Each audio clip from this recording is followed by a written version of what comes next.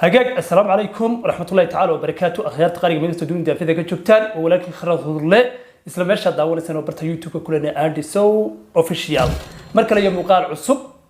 ما أنت مجال ده هرجيس وحي أكل حيران تهاي وقندراس كقاطي مدحوني هراء موسى بيه عبدي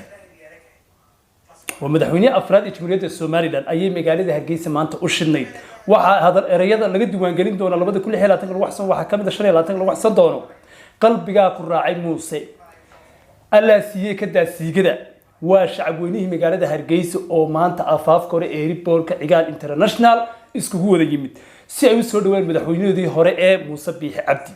رتي موسى بيه وهو عند قلبي هذا يقولوبته هوينها سوماليلاند واي هذا بس هذي لود سودوي يعدي كقريب كشيء يدوني أصحاب تقريبا اللي وذاقو سودو هذا بس هذا المقال بدون راح نقع سيدي على هيد عشورتي يوتيوب كانك سبسكرايب صار سيدو كالمقال كلايك قرأ لايك تؤدي منطقة ناي مهم نوتاي سير شير قولوا له وذاك أصحاب تقريبا مقصود دون الجافية كجوجان أدو ما تسودو هذا بقى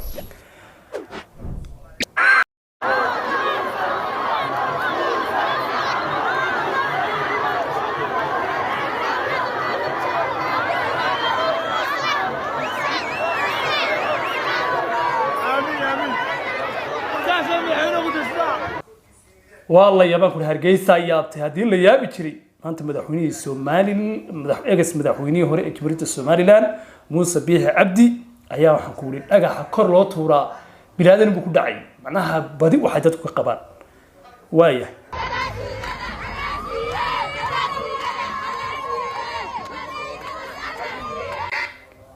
الله سيء كذا سيء كذا الله سيء كذا سيء كذا طلوا يا لوتشي ده الله سيء كذا سيء كذا sidoo kale hadaba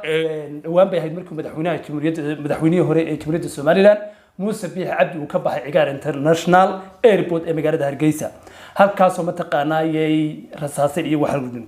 hadaba iyadoo mataqaana maanta aad iyo aad mataqaana soo dhaweyntiisa loo qayb qaatay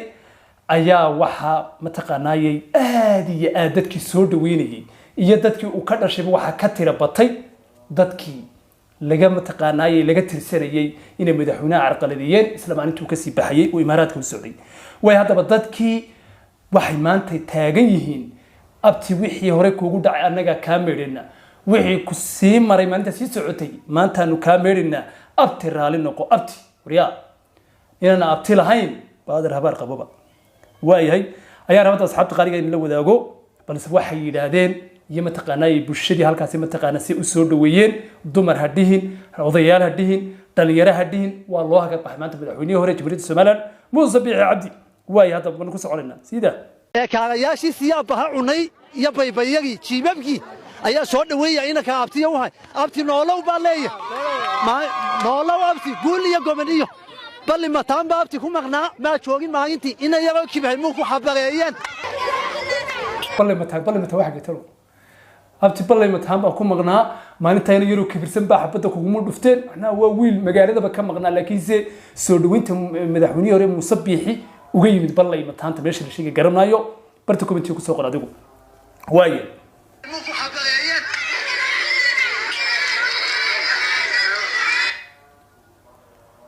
waayahay asxaabta qaaliga sidoo kale waxa aad iyo aad mataqaanay baraha bulshada u qabsaday نويل أو متقارن مدحوينها نعم أبتي وياهي أو أبتي سكال كعائل أولي ومدحوينها أبتي كل شيء واحد رباط بين أن لو ذا ويل متقناي سعادة وكفتمي قبل ما يش متقنا كتير أو أبتي رالي نقو أبتي ما أنتي حكو قاري كمني رالي ويسيدا وأنا كنا الله أبتي بدوي نقول على عذر باكو نشي عذر قرشيل باكو نشي ميل أدق بعد كسوتي دا عيدكم اللي يقرتو وعيكا قاري برطامان تانو كانت نغينا مانتا كيف كنا بشر بعدو تي هداد كقرو دا قلط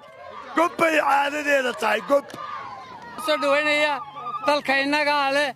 دالكاين نغالي هذا يدل بهان تاي ديك البورس تاي هذا همر أول تاي تالكاين قال عدنا اللي متشي سودوين تمسبح وبنكون فرحسان هاي ساكن اللي احنا بنوصل كلاه هنا ونوصل تاجن هاي هي اللي هال بقول قرب تاجن هاي هاجا انت سوا برشدي iyo dadkii reedka ahaa ee madaxweynaha mataqaan sida qurux badan u soo dhaweynayay markana haddaba gunti iyo gunaanadkii mataqaanaa waxaa dhahaa haani gumbi ka tolantahay madaxweynihii oo markii uu mataqaanaa garoonka saa uga soo degay iyo mataqaanaa sidii loo soo dhaweeyey iyo hadalku ka jeediyey oo dardaaran leh oo cadayga Soomaaliland meel uga soo jeestare ayaa doonaya asxaabta qaariga inaan la wadaago aad iyo aad baan ugu mahadnaqaynaa qaranni waa muujiseen waxaa furayaa magaalada Hargeysa gudaheedana xamxamtii jirtay iyo xaafadii maanta waa laga midoobay inay saa ku dhamaatana waan jecelahay maanta ra'yiga dadku midaysnaa Soomaaliland oo mida cadawgeedu iska eegto iyo wada jirta waxa la yiraahdaa doqontu 13 dhaylaad saafray tobahay mid mooye inta horaya isku eegta mid qolay cadawgooda ka eegta imika waxa la leeyahay doqonta Soomaaliland 13 kaba cadawgo ku eeg oo gudaaga ku eeg ta kale waxa maqasheen oo ummadda oo dhan ka wada carootay oo aad iyo aad u fiday war aan sidoo ahaa u ahayn meesha maalinta waxa dhacay waxay ahayd accident ama waxyaalaha infantkeena dhaca ee qaldamay qof laba u sameeyo laakiin qaranka Soomaaliland guud iyo dibad iyo gobol kasta iyo meel walba aad baa loogu xumaadudka arinta uu ka midaysnaa warbaan oo hagaag runtii madaxweyne Muuse Biixi waa nin hadal yaqaan oo aftahana waxa ka dhiidiyaa arintii maalintaasi dad yo badan baa warintii kala qaadayo qaar baa mahay waarsanaya waa loo jeeday tiibu rabaa inuu dadka mataqaanaa ka raali geliyo ayuu rabaa isagoo hadalkiisa si watan waxa uu yiri sida warbaan waxa idin sheegayaa Soomaaliland meelay joogtaba guud iyo dibad iyo gobol walba sidaad idinku uga xunteen buu gobol walba uga xumaa inay waxa soo kale Soomaaliland ka dhacaa qof baa qaldami kara laba qaldami kara wax bay sameyn karaan weyn oo laga dhaxo taasiyay noqon in markaa marna waa reebel anigu maanta markaan xaggaa ka tagayay bay baash aniga iga sii xisbaday habariya abti habariya qoladana ay qabatay waxaan mar iska dhigay gaariga waxba xagga talaabay halkaan iska joogjoogay baa hadalba waa hadalkii Muuse Biixi